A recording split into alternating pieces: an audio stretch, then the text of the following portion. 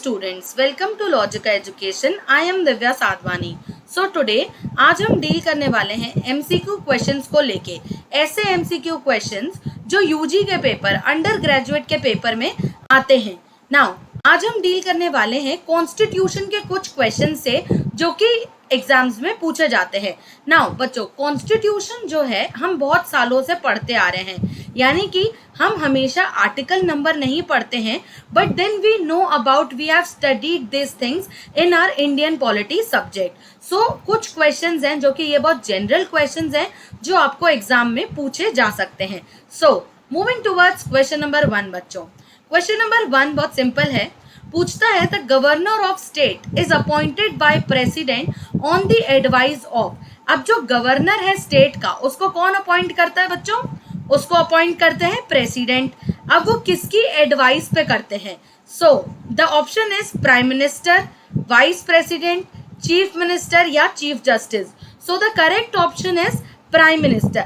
अब ये कौन से आर्टिकल में दिया गया है बच्चों कि इनको इलेक्ट कौन करता है? ये दिया गया है आर्टिकल 156 में. क्या बोला गया आर्टिकल 156 में? That it should be appointed with the advice of prime minister. कहाँ दिया है? आर्टिकल 156 में. ये एक्स्ट्रा बात है बच्चों जो मैं आपको बताती जा रही हूँ. You should note down all this, क्योंकि कभी कभी क्वेश्चंस में आपको आर्टिकल नंबर भी पूछा जा सकता है. सो कंफ्यूज बिल्कुल मत होइएगा. Now the president gives his resignation to vice president. This is very simple. President जो है वाइस प्रेसिडेंट को देता है और वाइस प्रेसिडेंट अपना रेजिग्नेशन प्रेसिडेंट को देता है. कौन से सेक्शन से डील करता है ये? आर्टिकल 56 इस बारे में बात करता है कि प्रेसिडेंट जो है अपना रेजिग्नेशन वाइस प्रेसिडेंट को देता है. सिमिलरली जब वाइस प्रेसिडेंट के बारे में अपन पढ़ते हैं तो we get to know that vice president also gives his resignation to the president only. तो ना चीफ जस्टिस को देता है, ना पार्लियामेंट में देता है और ना ही प्राइम मिनिस्टर को देता है. Very simple. प्रेसिडेंट जो है वाइस प्रेसिडेंट को अपना रेजिग्नेशन सौंपता है. Now for what period does the vice president of India hold office. अब वाइस प्रेसिडेंट कितने टर्म के लिए ऑफिस होल्ड करता है? टर्म ऑफ ऑफिस की बात की जा रही है. So the correct option is option A which talks about 5 years. So the correct option is option A. Section article 67 जो है वो इस बारे में डील करता है. आर्टिकल 67 टर्म ऑफ ऑफिस बताता है, जो कि बोलता है 5 साल है from the date on which he enters upon his office. कौन सा आर्टिकल है? आर्टिकल 67. नाउ क्वेश्चन नंबर 4 बच्चों. Who among the following holds office during the pleasure of the president. President के प्लेजर पे कौन ऑफिस होल्ड करता है? So क्या speaker of Lok Sabha? No. Supreme court जजेस? नो. Election commissioner? नो. ये तीनों प्लेजर ऑफ प्रेसिडेंट पे ऑफिस होल्ड नहीं करते हैं. इनका अलग अपॉइंटमेंट होता है. अपॉइंट कौन करता है? Speaker of Lok Sabha. तो कौन है स्पीकर ऑफ लोकसभा को? कौन हटा देता है? वो खुद का रेजिग्नेशन दे देते हैं. इसमें प्रेसिडेंट का रोल नहीं होता है. सुप्रीम कोर्ट जजेस में भी प्रेसिडेंट का रोल नहीं होता है. So the governor of office, governor जो होता है स्टेट का, वो कैसे होल्ड करता है? During the pleasure of the president. Now which of the following is not true. बच्चों क्वेश्चन आप बहुत अच्छे से पढ़िएगा, क्योंकि हमेशा वो लोग आपको कंफ्यूज करते हैं. Which is true and which is not true में बहुत कंफ्यूजन होता है. ये क्वेश्चन जो हमसे बात कर रहा है, ये बात कर रहा है नॉट ट्रू के बारे में, कि इनमें से कौन सी चीज राइट नहीं है. राइट तो इसमें है, राइट कौन सी नहीं है वो पहचानना है. Regarding the emoluments of the president, emoluments of the president को लेके हमको पहचानना है. Now so they can be reduce during financial emergency. जो भी पेमेंट मिलती है बच्चों प्रेसिडेंट को, क्या वो रिड्यूस करी जा सकती है फाइनेंशियल इमरजेंसी में? So the answer is yes, वो करी जा सकती है. They are shown separately in the budget. The answer is yes. जो इनका बजट होता है पार्लियामेंट में, उसमें ये सेपरेटली शो की जाती है. So this is also correct. They do not require parliamentary sanction. No, they do not require parliamentary sanctions. They are charged on contingency fund of India? No, this is not charged on contingency fund of India बच्चों. ये किस पे charged होता है? It is charged upon consolidated fund of India. So students, don't get confused between contingency fund of India and consolidated fund of India. So the president की जो payment रहती है वो किस पे charged होती है? It is charged upon बच्चों consolidated fund of India. So the correct option is option C, क्योंकि ये not true है. Now question number 6 बात करता है total number of members nominated by president to लोक सभा and राज्य सभा. Now बच्चों, as we all know, Lok Sabha में कितनी सीट्स होती हैं, राज्यसभा में कितनी सीट्स होती हैं? ये राज्यसभा की सीट्स हैं. और लोकसभा में कितनी होती हैं आप मुझे बताना, ये मैं आपको होमवर्क दे रही हूँ. सो 250 सीट्स में से 238 सीट्स तो इलेक्ट हो जाती हैं. नाउ 12 मेंबर्स जो रहते हैं वो कौन इलेक्ट करता है बच्चों? वो प्रेसिडेंट इलेक्ट करते हैं. जैसे सचिन तेंदुलकर आपने सुना होगा, राज्यसभा का पार्ट है. रेखा जी जो है, जो फिल्म एक्ट्रेस हैं, वो राज्यसभा का पार्ट है.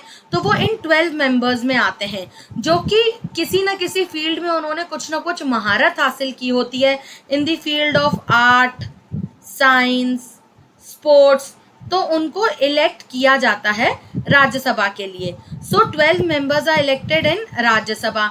Now in Lok Sabha 2 members from Anglo Indian community elect किए जाते हैं. So 12 plus 2 equals to 14. So total कितने मेंबर्स इलेक्ट करता है? So the total members nominated by president is 14. बिल्कुल बच्चों कंफ्यूज मत होना, बहुत सिंपल क्वेश्चंस मैंने दिए हैं, बहुत सिंपल आंसर्स हैं इनके. डू नॉट गेट कंफ्यूज्ड बच्चों.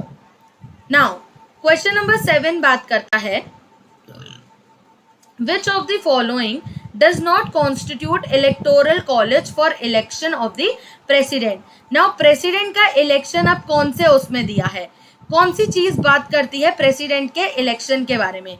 सो आर्टिकल 54 बात करता है इलेक्शन ऑफ प्रेसिडेंट के बारे में. प्रेसिडेंट का इलेक्शन कैसे होता है? इलेक्टोरल कॉलेज से. अब इलेक्टोरल कॉलेजेस में कौन कौन इंक्लूड होता है? So elected members of Lok Sabha vote करते हैं, yes. Elected members of legislative assemblies of each state, yes. Elected members of Rajya Sabha, yes. But जो लेजिस्लेटिव काउंसिल्स रहती हैं स्टेट में, जो बाई कैमरल चीज फॉलो होती है, स्टेट के लेवल पे भी लेजिस्लेटिव असेंबली होती है और लेजिस्लेटिव काउंसिल होती है.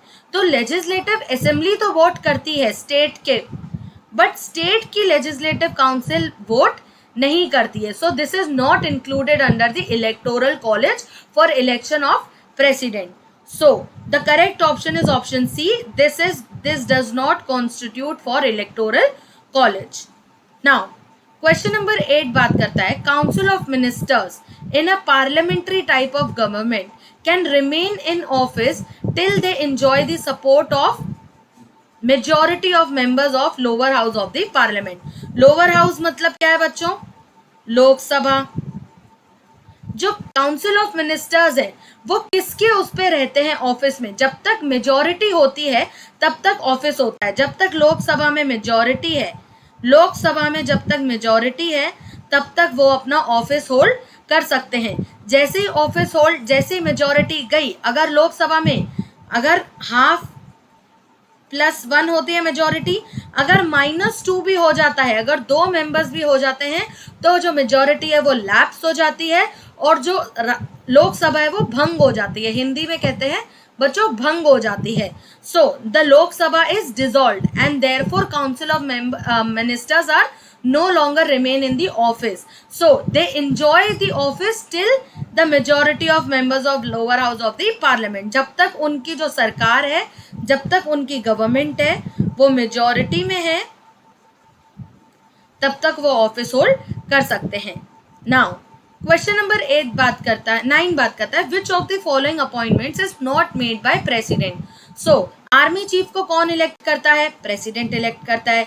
चीफ जस्टिस ऑफ इंडिया को कौन इलेक्ट करता है? प्रेसिडेंट इलेक्ट करते हैं. चीफ ऑफ द एयरफोर्स को भी प्रेसिडेंट इलेक्ट करते हैं। स्पीकर ऑफ लोकसभा को कौन इलेक्ट करता है बच्चों? स्पीकर ऑफ लोकसभा को जो मेंबर्स होते हैं मेजॉरिटी पार्टी के, वो इलेक्ट करते हैं, यानी कि पार्लियामेंट इलेक्ट करता है। बेसिकली जो मेजॉरिटी मेंबर्स होते हैं लोकसभा के वो इलेक्ट करते हैं। एंड दे जो स्पीकर है it is not appointed by president. Therefore the correct option is option B. इधर भी नॉट के बारे में पूछा था, ना कि कौन होता है।